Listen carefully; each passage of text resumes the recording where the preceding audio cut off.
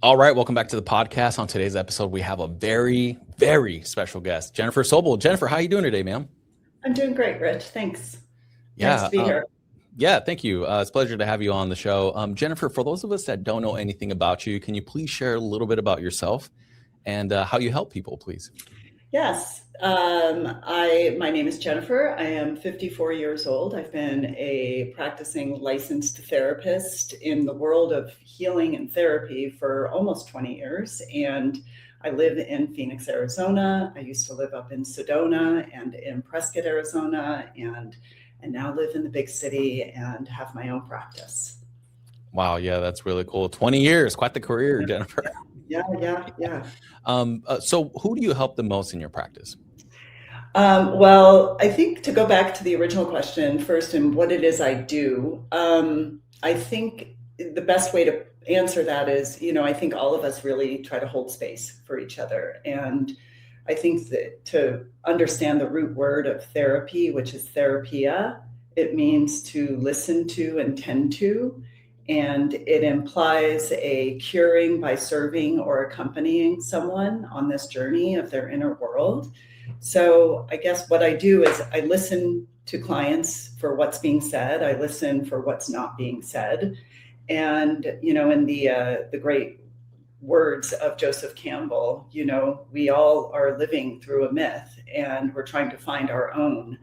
And I think that myth actually is another word that has kind of been watered down. Myth kind of implies to people that it's something that isn't true, and it actually translates to emerging truth. And it's these psychological structures of courage and fear and love, and we're trying to bring those into conscious awareness. And I think that people are often coming to therapy to be listened to in a way that they are trying to understand themselves. And I kind of akin that to listening for the language of their soul.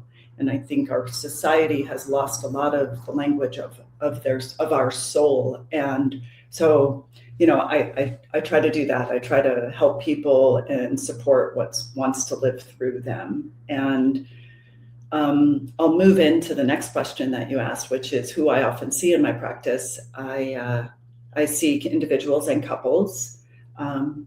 People that are primarily in midlife or the second half of life, people who look like they might be okay on the outside, but something is missing from them on the inside. And often this word is crisis. Somebody's in a midlife crisis or having a spiritual crisis. And that word crisis actually implies that something tragic is happening. And the word crisis actually means that it's a turning point in somebody's life. And so it's an invitation to explore what that turning point might look like. And I work with clients who maybe have started psychedelic assisted therapy processes, that work with plant medicine, that have had some plant medicine journeys, and they need support in integrating those journeys because that's part of the world I'm in personally. And I work with others through a lens of depth psychological approaches, which is Jungian psychology, and trying to help people bridge the inner and outer world. So, wow, Jennifer, so many threads to pull from. Yes, Oh my goodness.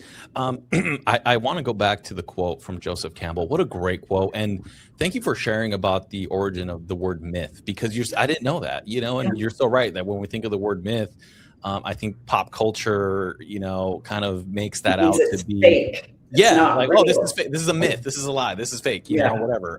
And so, yeah, it's really interesting that the origin of that word means emerging truth. And so that's emerging truth.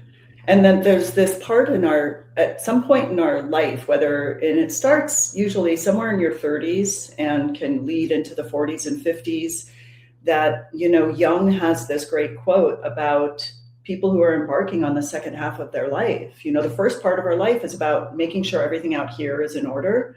And then the second half of life is about what's happening in here. And he has this great quote, the second half of life is about living with one eye open, looking out, and one eye open, looking in, and trying to bridge those two worlds together. Because it can create quite a conflict if we're not paying attention. And back to therapia, we're paying attention. We are attending to the inner and the outer world. And so that's my jam. Oh my goodness, Jennifer, blowing my mind over here. This is so good. Wow. Okay, so let me stay on track, because otherwise I'm just going to keep asking and going down these little side roads.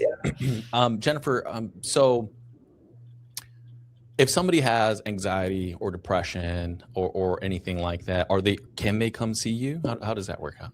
Oh, most of the clients on the surface that I see are dealing with some level of anxiety, depression, loneliness. Relationship issues are huge. Substance abuse issues, process addictions. They're coping with life in a way that they know is out of alignment with how they really want to be. And most people, we are carrying some form of trauma. And so the work I do really looks at everything through the lens of trauma. And to speak more specifically, again, into another word that I think has lost its meaning is this word trauma, which means wound. And, we're all walking wounded in some way. And I love this analogy that when you're a child, or even as an adult, let's say you fall, you hurt yourself, you get a cut, and you look at this wound and you clean it out, and you apply some ointment, you put a Band-Aid on it, and the skin does this miraculous thing where it heals itself and it comes back together and it forms wholeness again. And what happens to us inside is similar, but much deeper and much harder to target. The spiritual wounds, the emotional wounds that we carry, you can't see them. And so you don't know exactly where to apply this ointment. But the ointment is already inside of us. And so it's trying to help clients navigate their own medicine that exists inside of them, that me personally or another therapist is trying to help them initiate, to help them heal their own wounds. And it's really hard to do it alone. And so there's this process of trying to bridge the both and of life. With these wounds, we tend to defend and protect against them.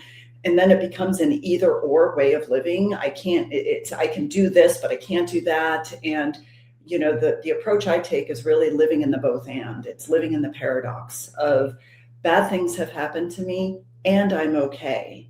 The thing that happened to me 20 years ago is not happening to me today. So we're shifting from this either or to this both and this growth requires an integration of both pain and joy. And it's a very deep Jungian framework of holding the tension of opposites. And this is true in my life, with myself, with my friendships, with coupleship. We carry these wounds and they get in the way of real connection.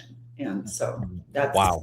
Yeah, Jennifer, and it's so interesting that you say that, because just in my own work with clients, I don't tell clients this because just my own ethical reasons or whatever, but I always kind of take the mindset that they are the hero in their own story, and if when we think of like good movies, good stories, good books, the main character, the hero always has that paradox. Yes. They have this battle that's going on between values oftentimes, or different themes, duty versus family in Game of Thrones with Ned Stark, where he was trying to do the right thing for his family, trying to do his duty, and then both of those conflicted. And you know what I mean? It was so You have to reconcile those two parts of myself, that both things can be true. I can love and hate my parent. Mm-hmm. And it also invites this other part of my work that is really important, is deconstructing the belief systems that I have unconsciously inherited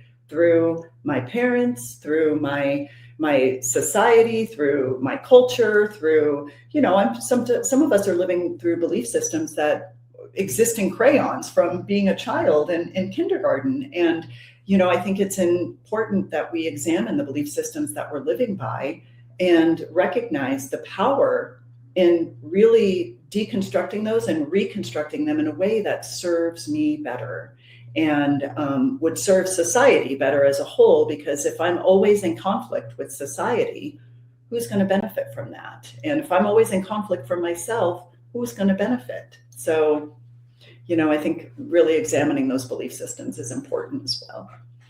Yeah. Jennifer, how do you ensure that a client is a good fit for you and that you're a good fit for the client?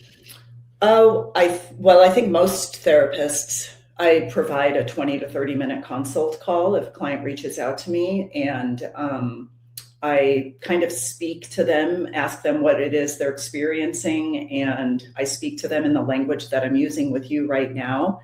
I let clients know that it's not really a quick fix, that it's not some 1, 2, 3 process, going through a therapeutic process with me. I'm kind of non-traditional when I work with clients that I'm coaching, because I work with both therapy clients and coaching clients. I work with people across state lines, and I provide additional support. I color outside the lines a little bit. Like if I'm listening to a podcast, I'll loop a client in and say, hey, I think this is relevant to our conversation last week, and I think this might be helpful. I think developing that rapport is important.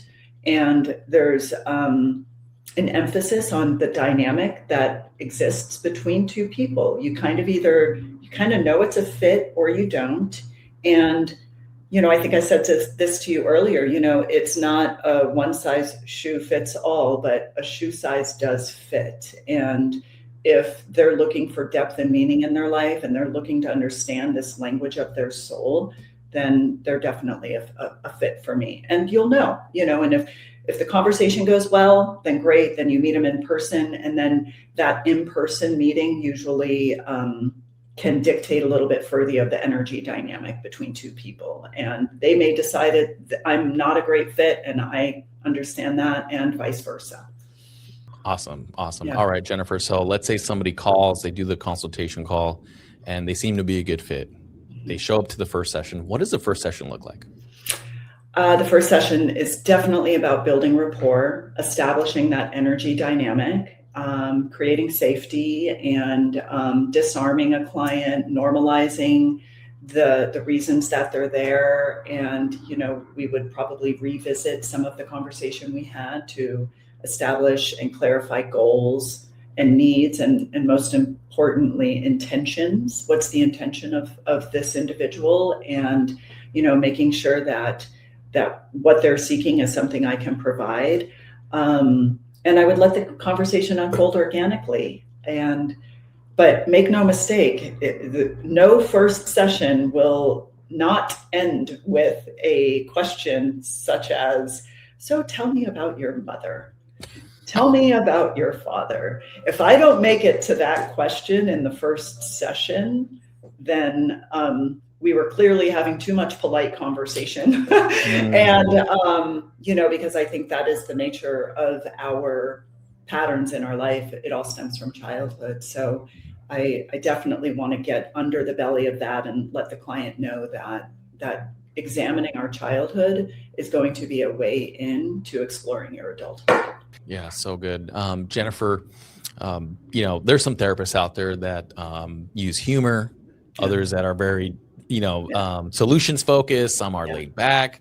Some keep it very professional. Some use self-disclosure. Others don't. There's a whole, range of personalities or styles in session. How would you describe your personality or your style in your work with clients? I am all of that, Rich. Definitely. I know how to make fun of our human conditioning. Like that's my specialty, is really understanding the nature of consciousness and the nature of mind and the nature of this human beingness.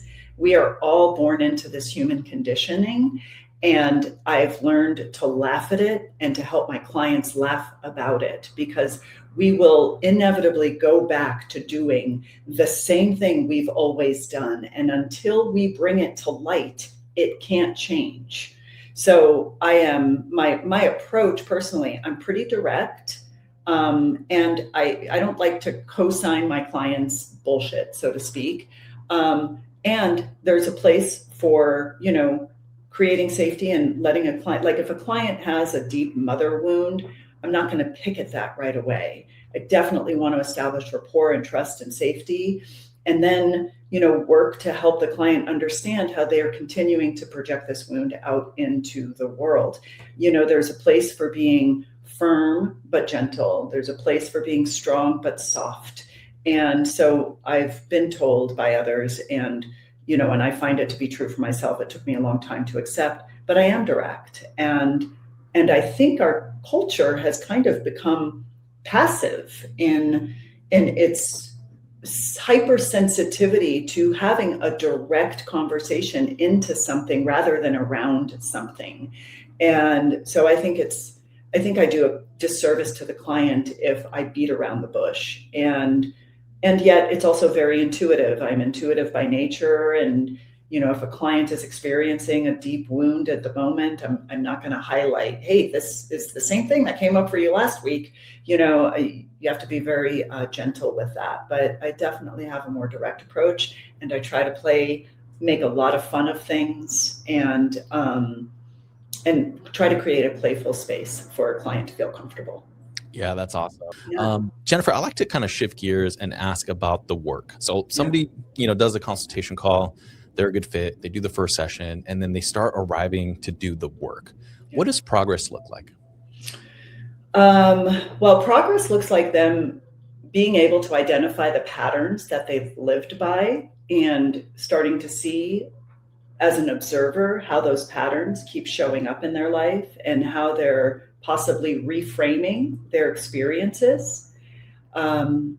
I know that progress is happening when the narrative about themselves is shifting and the narrative about others is shifting, and that when they're able to really see the both and of a situation that they're dealing with rather than an either or way of thinking about it.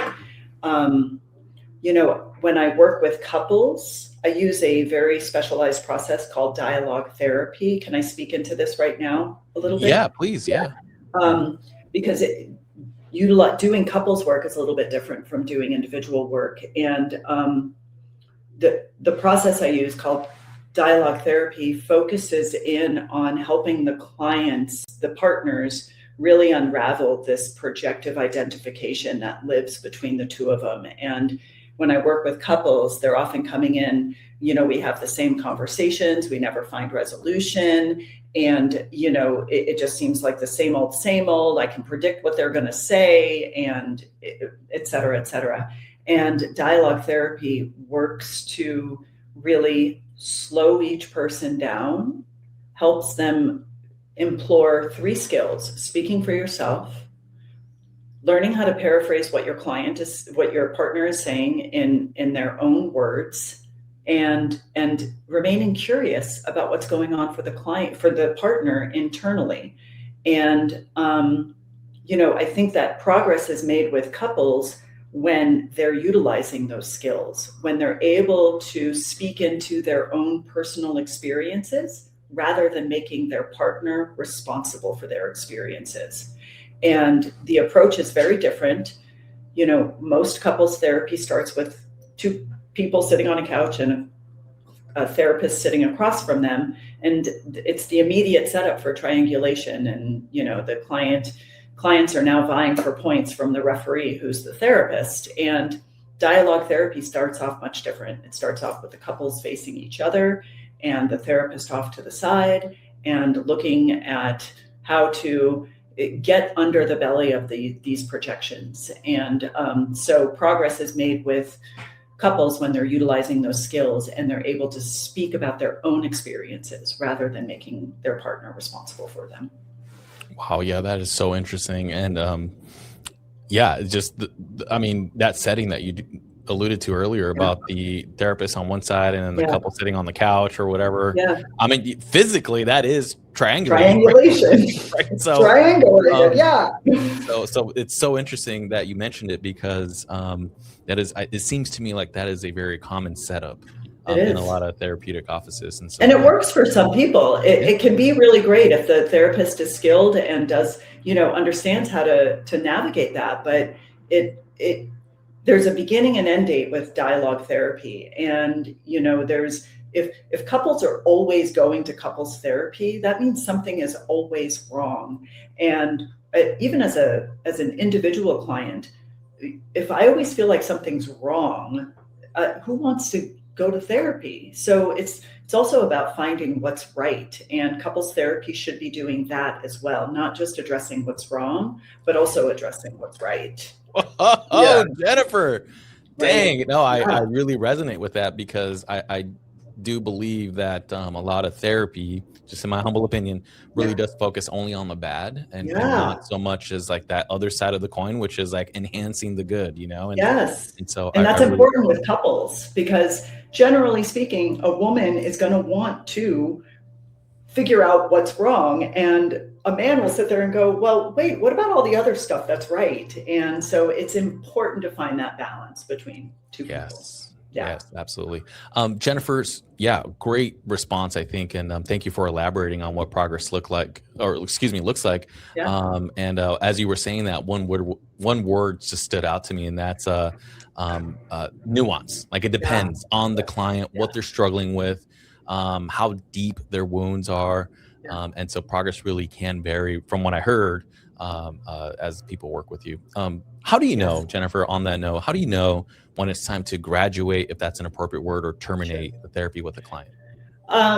That's a tough question. I've been in therapy since I was 19 years old, on and off. And, I'm also part of 12-step programs. So I've had sponsorship, and I've always been surrounded by spiritual teachers and therapists. And so I don't really think that therapy is ever really done, so to speak. If we go back again to the root word, it's to accompany somebody on the journey. And if a client feels they're ready to terminate, then great. Then we'll have an exit interview and understand what they've learned and what they want to remember.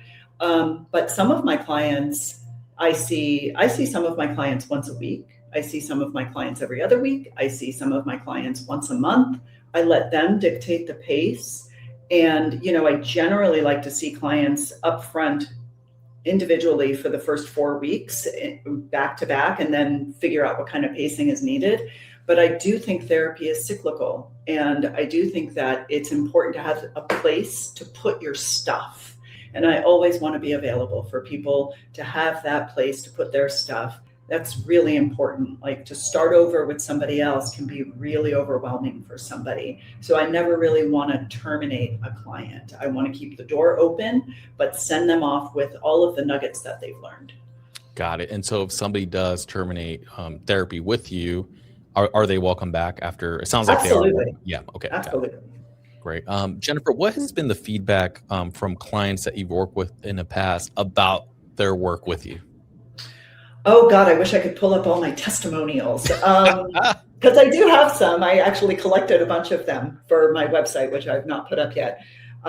As naturally as a therapist, some of the back end stuff is not our strength. But I think most people say, you are real, you are authentic, and I know I'm not going to get any bullshit from you. And I love to use my own personal experiences as a form of disclosure when it's appropriate. I will never utilize therapy as my session with my client, but I will always disclose if I think it will be helpful for what the client is experiencing. And I think clients really appreciate the authentic nature of their therapist sharing with them that, hey, I too struggle with this, and this is what it looked like for me, and this is how I got through it, and you're not alone. And I kind of have what you call Jaguar medicine, which is I can sniff it out. I know how to sniff out what's might be going on with this defense mechanism. And I can sniff out how somebody might be positioning themselves to be right. And and I try to come in the back door with that. And but yeah, I have a lot of Jaguar medicine in me. I think that's the best way to put it for anybody who knows what that means. As I've said before, I study a lot of Jungian psychology, and even in this time frame right now, this era that we're living in right now, Jung said something really powerful in his essay called Aeon. And he was asked he was having a conversation with Marion Woodman or somebody, and he was asked about the faith in humanity. And he said, I don't have as much faith in humanity as a whole as I do for each individual and the work they have available for them to do to remove the projection of their own shadow material from the collective unconscious. And I think it really speaks into that whatever I think is going on out here that upsets me in here is reversed. I have to work with what's in here so it can change what's happening out here. And, I think that's a very personal inside job. And I feel very passionate about helping people sit in the seat of accountability for their own stuff and stop giving so much power to the systems outside of us that we think control us. And wow. Yeah. Mind blown, Jennifer. Yeah. So good. Yeah. Thank you for that. Yeah. If there's somebody watching this episode and they want to partner with you, they're resonating with what you're saying, they like how you present yourself, and they're curious, they want to work with you. However, maybe they've never reached out to a therapist before. Maybe mental health is just a new field for them to kind of engage with, and they're reluctant to reach out. Yeah. What would you want them to hear? Well, I would definitely want them to know they're not alone, that anything that they're experiencing, their anxieties, depression, all of that is normalized. Times, right? Life is difficult. In the great words of M. Scott Peck, life is difficult, but you don't have to do it alone. And if you're nervous, good. That means that your soul is asking something of you that is uncomfortable. And it's the only way that change happens is sitting in the discomfort, because your comfort zone will eventually kill you. So good. Such great words of encouragement, Jennifer. Thank you for that. I like to shift gears and ask about you and your practice specifically. Is that okay? Sure. Jennifer, I'd like to ask about you. What motivated you to be a therapist in the first place? Well, I think the age-old phrase is me search is research.